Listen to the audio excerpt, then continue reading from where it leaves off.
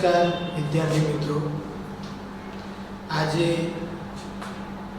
કોરોનાની મહામારી ચાલી રહી છે એ મહામારીના અંતર્ગત લિબર્ટી સ્કૂલ શાળા તરફથી આપની સમક્ષનું બાયોલોજી એટલે કે જીવ વિજ્ઞાન વિષય ભણાવવા આવી રહ્યો છે.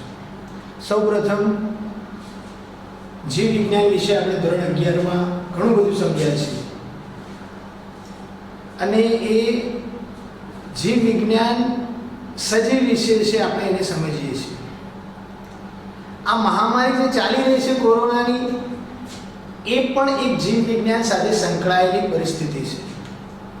એનો મતલબ કે અત્યારે જે કોવિડ-19 જે ડિસીઝ છે, કોરોના વાયરસ ડિસીઝ 2019, આ કોવિડ-19 જે વાયરસ વિશેની જે સમજણ અત્યારે આખી દુનિયામાં દરેક બાળકો, દરેક તરુણ અવસ્થાવાળા, દરેક યુવાનો અને વૃદ્ધ અવસ્થા સુધીના લોકો જે જાણી રહ્યા છે, એ વાયરસ પણ એક કુળ છે.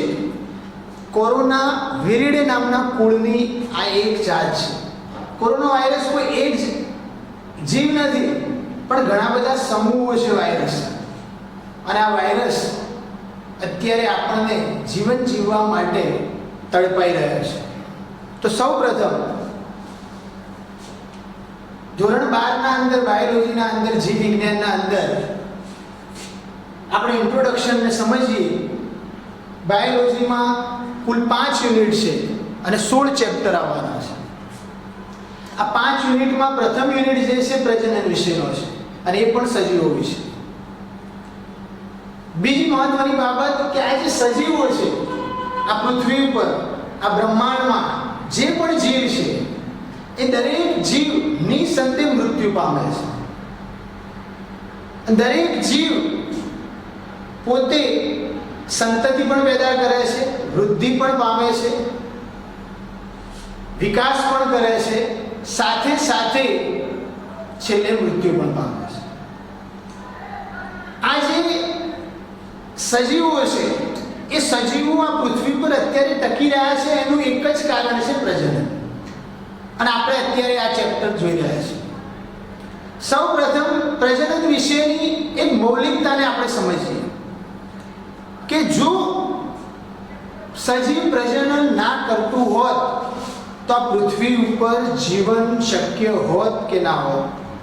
સૌથી મહત્વની બાબત એ છે કે આપણે છીએ એનું એક કારણ છે પ્રજનન છે. હું છું પ્રજનનના કારણે છું, તમે છો પ્રજનનના કારણે છો.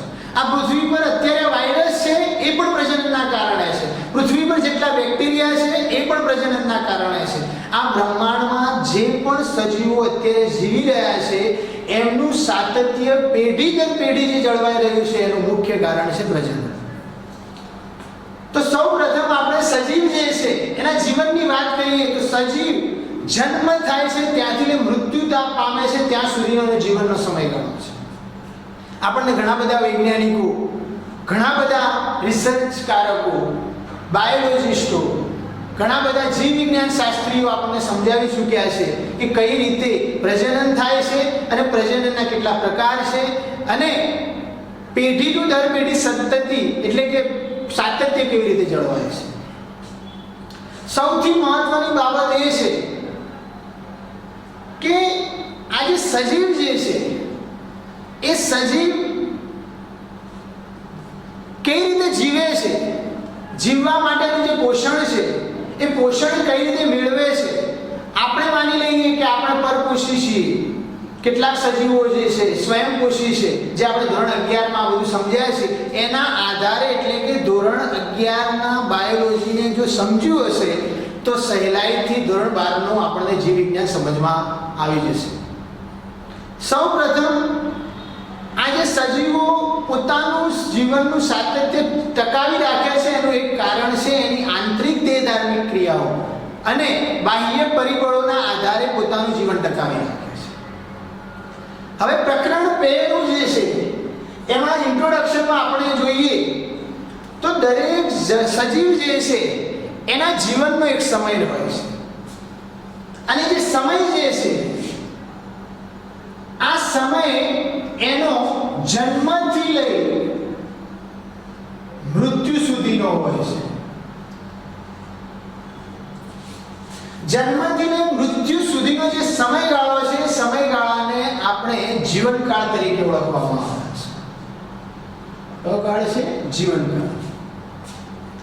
દરેક સજીવ જન્મથી લઈને મૃત્યુ સુધીનો જેનો જે સમયગાળામાં જીવે છે એ પોતાની જીવન જરૂરિયાત દેહધાર્મિક ક્રિયાઓ કરે છે, પોતાની ચયાપચય ક્રિયાઓ કરે છે, પોતે ખાય છે, પોતે ચાલે છે, પોતે હલનચલન કરે છે. આ દરેક ક્રિયાનો જે સમયગાળો છે એ એનો જીવનકાળ છે, જેને અંગ્રેજીમાં આપણે લાઈફ સ્પાન કહેવામાં આવે છે.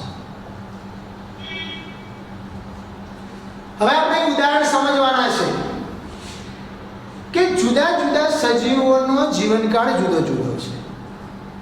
ઉદાહરણ તરીકે તમારી પુસ્તકમાં જો પીડીએફ તમારી પાસે હોય તો પીડીએફમાં આકૃતિ 1.1 એ પ્રથમ આપણે જોવાની છે અને આકૃતિમાં આપણને કેટલાક ફોટાઓ આપ્યા છે.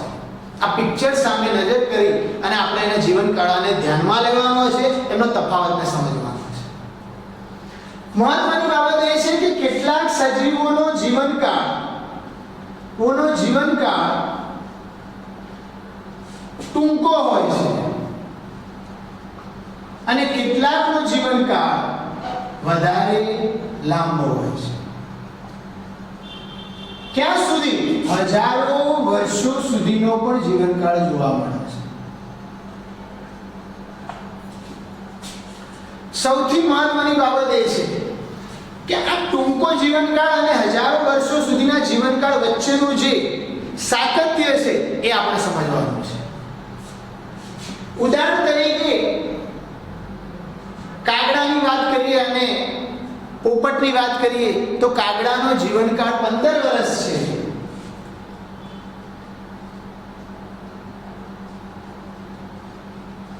જ્યારે પોપટની વાત કરીએ તો પોપટનો જીવનકાળ 140 વર્ષ છે.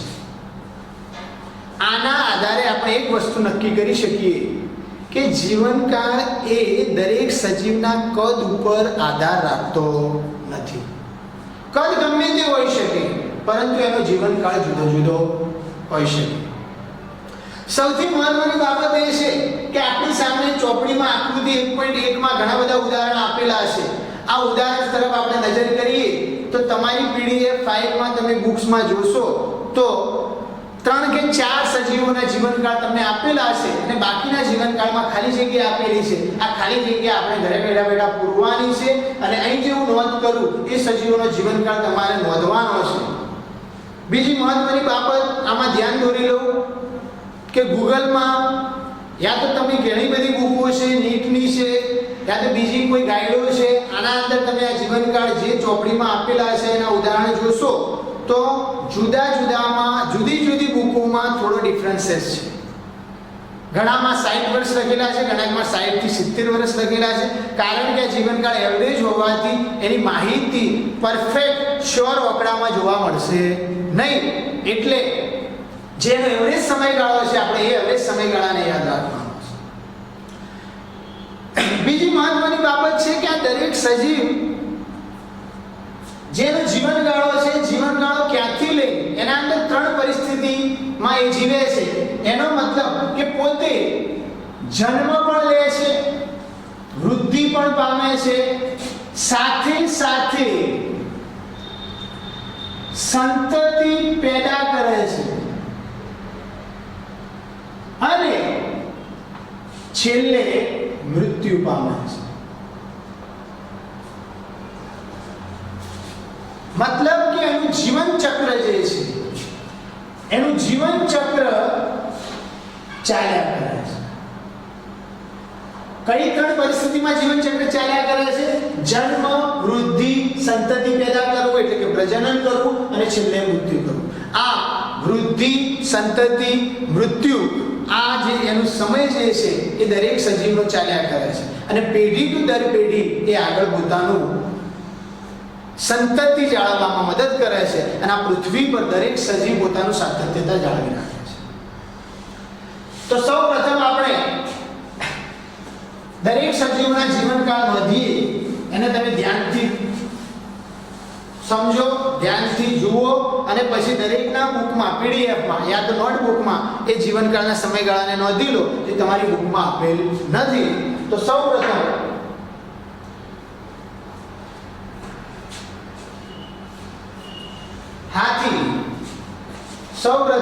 હાથી એનો જીવનકાળ 60 થી 70 વર્ષનો છે.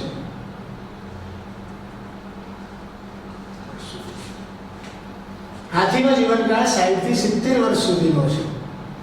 જુદી જુદી બુકમાં કેટલાકમાં 65 વર્ષ પણ દર્શાવે છે, કેટલાકમાં 60 થી 90 વર્ષ સુધીનો પણ દર્શાવવામાં આવેલ છે, કેટલાકમાં 75 વર્ષનો પણ દર્શાવવામાં આવે છે.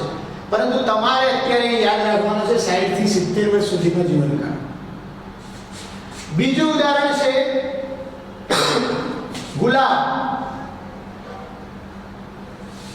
ગુલાબનો જે જીવનકાળ છે એ 5 થી 7 વર્ષ સુધીનો છે.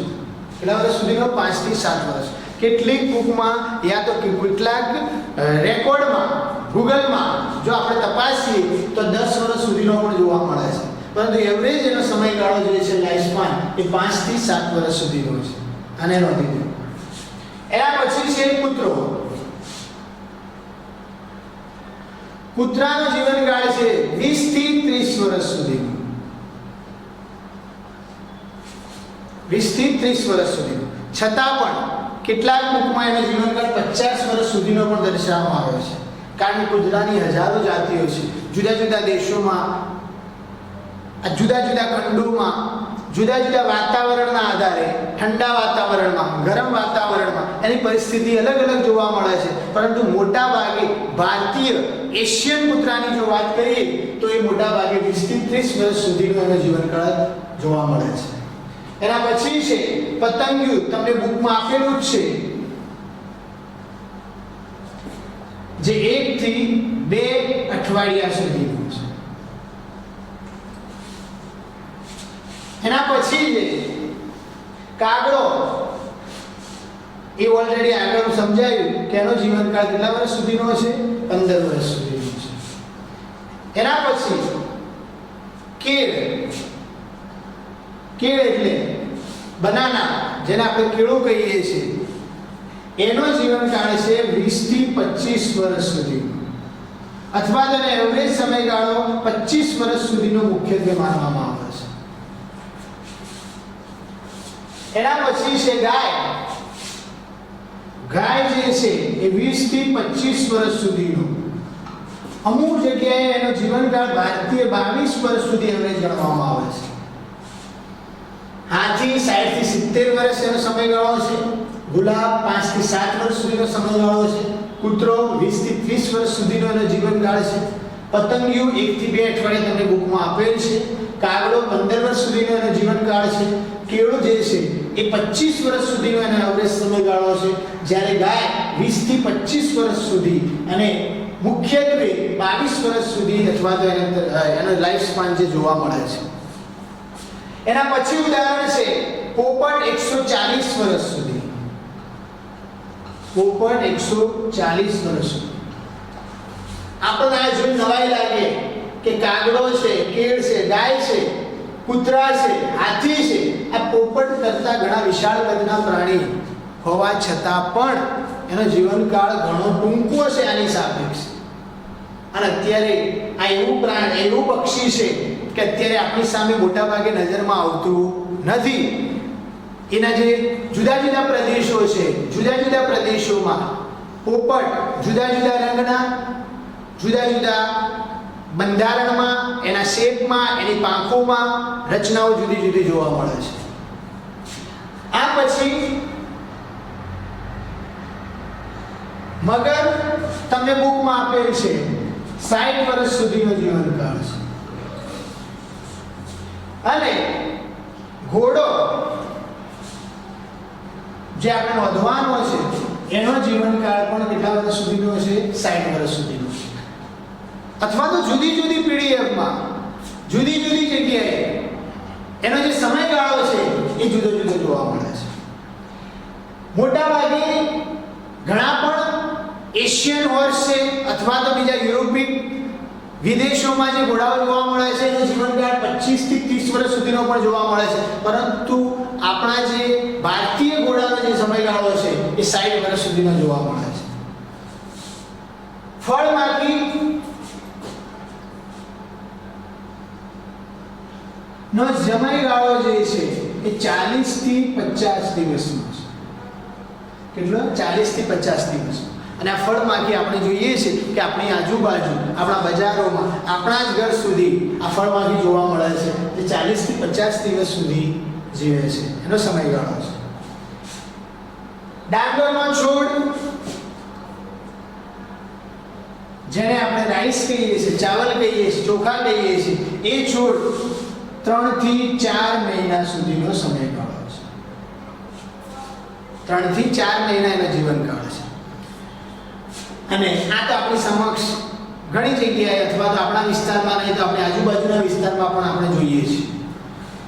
એના પછી છે કાચબો, 100 થી 150 વર્ષ, જે આપણને બુકમાં આપેલ છે. 100 થી 150 વર્ષ સુધીનો સમયગાળો છે, જે આપણી બુકમાં આપેલ છે. અને છેલ્લે વડનું વૃક્ષ, જે 200 વર્ષ સુધી એનો એવરેજ સમયગાળો છે. કેટલા વર્ષ સુધી? 200 વર્ષ સુધી. હવે એની સાપેક્ષે જો આપણે આંબાનું વૃક્ષની વાત કરીએ, મતલબ કેરીના વૃક્ષની વાત કરીએ, તો એનો સમયગાળો ટૂંકો છે.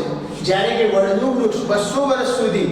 અને મુખ્યત્વે જો ઘણી બધી બુકો ભેદવામાં આવે અથવા તો ચેક કરવામાં આવે તો એવરેજ એનો કાયદેસર 300 વર્ષ સુધીનો છે. અને કેટલાક રેકોર્ડમાં એવું પણ છે કે 400 થી 500 વર્ષ સુધી પણ એનો વડના વૃક્ષનો સમયગાળો છે. પરંતુ મોટા ભાગે ભારતીય અથવા તો ભારતમાં ઉગતા વડની જે એવરેજ સમયગાળો જે બુકોમાં આપણને જોવા મળે છે, જે નોંધવામાં આવે છે, એ 200 વર્ષ સુધીનો. બાકી એ જુદા જુદા જગ્યાએ, જુદી જુદી પરિસ્થિતિમાં, જુદા જુદા વાતાવરણમાં આ સમયગાળો કેવો છે? જુદો જુદો છે. તો મિત્રો, વિદ્યાર્થી મિત્રો, તમારે સૌપ્રથમ પ્રકરણ 1 માં ઇન્ટ્રોડક્શનમાં જીવનકાળ શું છે, એટલે કે જન્મથી મૃત્યુ સુધીનો જે સમયગાળો છે એને જીવનકાળ કહેવાય છે, જેને લાઈફ સ્પાન કહેવાય છે. બીજું કે જુદા જુદા પ્રાણીઓનો, જુદા જુદા સજીવોનો, વનસ્પતિઓનો, બેક્ટેરિયાનો, સૂક્ષ્મજીવોનો, ફૂગ, લીલ, જે પણ 5 સૃષ્ટિ વિશે આપણે અભ્યાસ કર્યો છે ધોરણ 11માં, આ 5 સૃષ્ટિઓમાં વસતા જે પણ સજીવો છે એમનો સમયગાળો જીવતો હતો. અને દરેક સજીવ આ જે સમયગાળો છે એ સમયગાળા સુધી ટકે છે અને ત્યાં સુધી પોતાનું અસ્તિત્વ પૂરું નથી કરતા. એ ટક્યા પછી પ્રજનન કરી અને એક નવી પેઢી મૂકતા જાય છે. જો પ્રજનન ના હોત, જો સંતતિ પેદા કરવાની શક્તિ ના હોત, જો પોતાના અંદરથી પેઢી ટુ દર પેઢી જીવન સાતત્ય જાળવવાની શક્તિ ના આવેલી હોત, ચાહે પ્રજનન ગમે તે પ્રકારનો હોત, તો આ પૃથ્વી ઉપર અત્યારે સજીવ ટકી શક્યો ના હોત.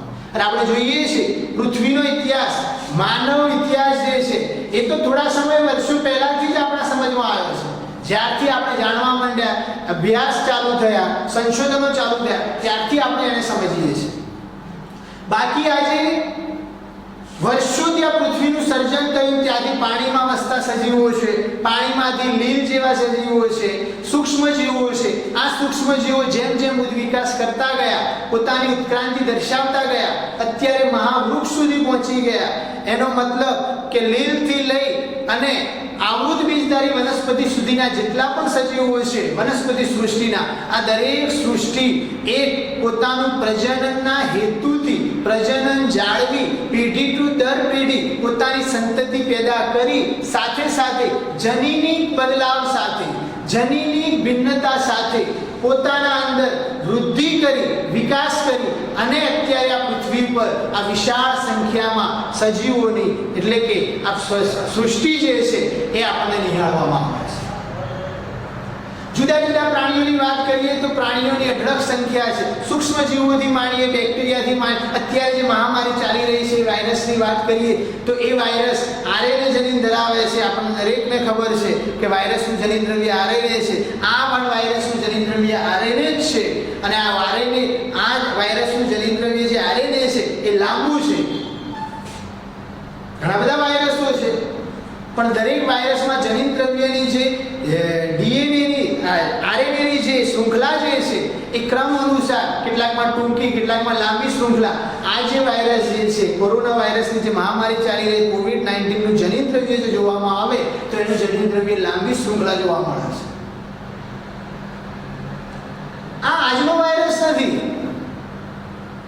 ભારતમાં તો 1960 વિશ્વમાં અત્યારે જે સૌપ્રથમ જોવા મળે 1960માં આ કોરોના વાયરસની કુળ જે છે, કોરોના વિરીડે નામનું જે કુળ છે, નોંધ કરો, કોરોના વિરીડે નામનું કુળ જે છે, આ કુળ વર્ષોથી છે, પરંતુ આપણા સુધી આ રોગ કે આપણા સુધી આ વાયરસની અસર પહોંચી નહોતી, એટલે આપણને આની કોઈ માહિતી છે નહીં. અને આ જે વાયરસનો સમૂહ જે છે, આ કોરોના એક વાયરસનો સમૂહ જે છે, આ સમૂહ શ્વસન તંત્ર પર અસર કરે છે. મોટા ભાગે સ્તનધારી પ્રાણીઓ અને પક્ષીઓ ઉપર અસર કરે છે અને અત્યારે આપણા સુધી પહોંચ્યો છે, પરંતુ આપણે સ્તનધારી પ્રાણીઓમાં આવીએ છીએ. સૌથી મહત્વની બાબત એ છે કે આ દરેક સજીવો જે તમારી સામે લિસ્ટ આપ્યું છે, આ દરેક સજીવો પ્રજનન કરે છે. એ આપણે ધોરણ 11 ના આધારે જે જીવ વિજ્ઞાન જાણીએ છીએ એના આધારે સમજી શકીએ છીએ. અને આ દરેક સજીવનું મૃત્યુ નિશ્ચિત છે. હા, અપવાદ બાદ કરતા કેટલાક એક કોષીય સજીવો જેમણે આપણે મૃત્યુ નક્કી કરી શકતા નથી, મતલબ મૃત્યુ થતું નથી એવું આપણે કહીએ છીએ. હવે આ બાબતને સમજવા માટે શોર્ટમાં હું તમને થોડું સમજાવી દઉં કે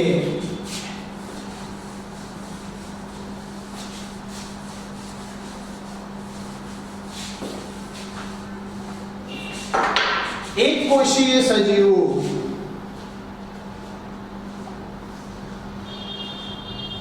મૃત્યુ નથી પામતા એવું આપણે કઈ રીતે કહી શકીએ છીએ?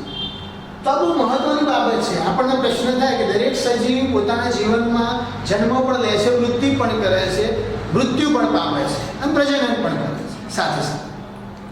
આ પણ સજીવ જન્મ લે છે, વૃદ્ધિ કરે છે, પ્રજનન કરે છે, પરંતુ મૃત્યુ નથી પામતા એવું કેમ? કારણ કે આપણે અમીબાની વાત કરી, એક કોષીય સજીવ છે. આ એક કોષીય સજીવ જે છે એ પોતે વિભાજન દ્વારા અથવા તો ભાજન દ્વારા અથવા તો દ્વિભાજન દ્વારા પ્રજનન કરે છે. માની લો કે આ અમીબા બે બાળ અમીબાનું સર્જન કર્યું. બે બાળ અમીબા કોના દ્વારા? દ્વિભાજન દ્વારા. કોના દ્વારા? દ્વિભાજન દ્વારા, જેને આપણે કોષ વિભાજનની વાત કહીએ છીએ. તો આનો આ જ સજીવ હતો, એમાંથી બે બાળ અમીબાનું સર્જન થયું, સજીવ મૃત્યુ પામ્યો નથી. એ સજીવમાંથી બે નવા બાળ, માટે એક કોષીય સજીવ છે એનું મૃત્યુ આપણે નિસંદેહ તરીકે સ્વીકારી શકતા નથી. બાકી પૃથ્વી પર વસતા દરેક સજીવ, મુખ્યત્વે બહુકોષીય સજીવો, દરેકે દરેક પોતે વૃદ્ધિ પણ કરે છે, જન્મ પણ લે છે, વિકાસ પણ કરે છે, પોતાની સંતતિ પેદા કરવાની ક્ષમતા પણ ધરાવે છે અને પોતે મૃત્યુ પણ પામે છે. તો હવે આ ઇન્ટ્રોડક્શન પરથી આપણે આગળ ચાલી અને પ્રજનન વિશેની બેઝિક માહિતીને પહેલા સમજી લઈએ.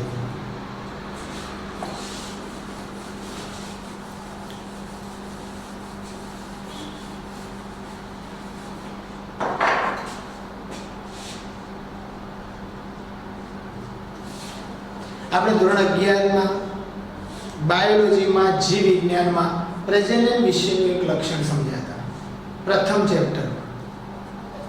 અને એમાં આપણે સમજ્યા હતા કે દરેક સજીવ પ્રજનન કરે છે અને પ્રજનનના મુખ્યત્વે બે પ્રકાર આપણે નોંધ્યા હતા. એક લિંગી પ્રજનન અને બીજું અલિંગી પ્રજનન. હવે સૌ પ્રથમ એ સમજવાનું છે, અત્યારે આ પ્રકાર મારે સમજાવવાના નથી, એ પછી પહેલા આપણે પ્રજનન વિશે જનરલી માહિતી કે પ્રજનનથી શું થાય છે. પ્રજનનથી સંતતિ પેદા કરવાની શક્તિ મળે છે, સંતતિ પેદા થાય છે. પ્રજનનથી સંતતિ પેદા થાય છે અને આ પ્રજનનથી સંતતિ પેદા થવાને કારણે પેઢી થી દર પેઢી સાતત્ય જળવાઈ રહે છે.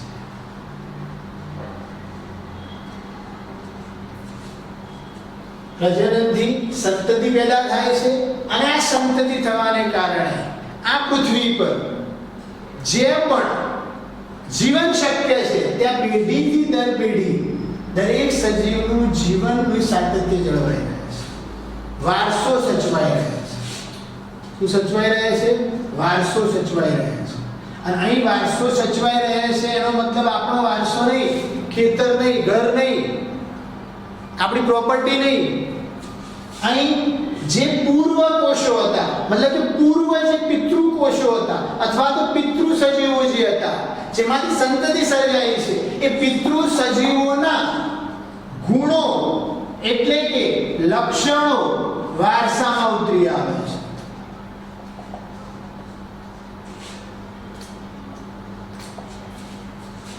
અને આ ગુણો લક્ષણો જે વારસામાં ઉતરી આવે છે એ શાના આધારે આપણે નક્કી કરી શકીએ? તો દરેક સજીવના જો આપણે એના જનીનિક રીતે જનીનિક ભિન્નતાને સમજીએ અથવા તો એની બાહ્યાકાર રચનાને સમજીએ,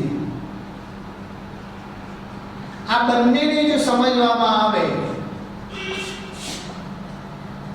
તો આપણે સમજી શકીએ કે જે સજીવો પોતાની સંતતિ પેદા કરે છે એની સંતતિ એ સજીવો જેવી યા તો એ સજીવોને મળતી આવે છે, અને કેટલાક સજીવો એવા છે કે જે આબેહૂબ પ્રતિકૃતિ એટલે કે ડુપ્લિકેટ, જેને આપણે બીજી ભાષામાં કહીએ તો ક્લોન જેવા દેખાય છે. આ જે સજીવોની જે જનીની ભિન્નતા, આના લક્ષણો એના માતા પિતામાંથી જે ગુણો ઉતરી આવે છે, માતા પિતાના જનીનમાંથી જે રંગ છટા ઉતરી આવે છે, માતા પિતાના જનીનમાંથી આપણે મનુષ્યની જ વાત કરીએ, કારણ કે આપણે બધા મનુષ્ય છીએ તો આપણે હ્યુમન બીઇંગ્સને સમજીએ તો આપણા મા બાપની ઊંચાઈ આપણા અંદર આવે છે, આપણા મા બાપની લંબાઈ આપણા અંદર, આપણા મા બાપની શરીરની જે રંગ છટા છે એ પણ આપણા ઉપર આવે છે, મા બાપના રંગ વાળના જે જો અગર ઉદાહરણ તરીકે કરચલીવાળા વાળ હોય તો આપણા પણ કરચલીવાળા વાળ આવે છે. કદાચ આપણા ભાઈ બહેન હોય તો એક બહેનને અથવા તો ભાઈને લક્ષણો કોઈને પિતા જેવા હોય, કોઈને માતા જેવા હોય, અને જો બંનેને મળતા ના હોય તો કદાચ નાના નાની અથવા તો આપણા દાદા દાદીને પણ મળતા આવે છે. આપણા સંબંધીઓમાં કોઈને કોઈ સાથે લક્ષણો મળતા આવે છે. આપણી બંધારણ જે શરીરની છે, આપણી ચાલવાની જે રીતભાત છે, આપણી જે બોલવાની પદ્ધતિ છે, આ દરેકે દરેક લક્ષણો પોતાના પિતૃઓમાંથી વારસામાં સંતતિમાં ઉતરી આવે છે. એ આપણે ધોરણ 11 માં બરાબર સમજી લીધું છે. અને એ ઉતરી આવે છે સાથે સાથે કેટલાક સજીવોમાં થોડા ઘણા એટલે કે લક્ષણોમાં ભિન્નતા જોવા મળે છે. આ ભિન્નતા ક્યાંથી આવે? આ બદલાવ ક્યાંથી આવે? પિતૃના લક્ષણો અગર માતા પિતા છે તો 50% પિતાના 50% માતૃના લક્ષણો આવવા જોઈએ, છતાં પણ 50% માતા પિતાના અને 50% બદલાવ હોય છે, અથવા તો 20% લક્ષણોમાં બદલાવ હોય છે, જે ના આપણા કુટુંબીજનો સાથે ના આપણા લોહીના રિલેશન વાળા સંબંધ સાથે મળતા આવતા નથી. આનું કારણ છે ભિન્નતા. તો ભિન્નતા પણ સજીવનું એક લક્ષણ છે, અને આ ભિન્નતાને આધારે આપણે સજીવને સમજવાનું છે. અને આ દરેક ભિન્નતા, બદલાવ, જનીનિક રીતે, બાહ્યાકાર રીતે જે રચના જોવા મળે છે, આ દરેક રચનામાં જે બદલાવ જોવા મળે છે એનું મુખ્ય કારણ છે પ્રજનન. પ્રજનનને આપણી સાથે સરખામણી કરી આપણા શરીરમાં સમજવાનું છે, અને એ જેટલું સહેલાઈથી સમજમાં આવશે એટલું બુકનો ફક્ત ઉપયોગ કરી બુકમાં વાંચી જશો, બુકની ગોખણપટ્ટી કરશો તો સમજમાં નહીં આવે. પ્રજનનને આપણે આપણા આંતરિક પાસામાં ઉતારી અને સમજવાનું છે. આપણે પ્રજનનના પ્રકાર તો સમજીએ છીએ.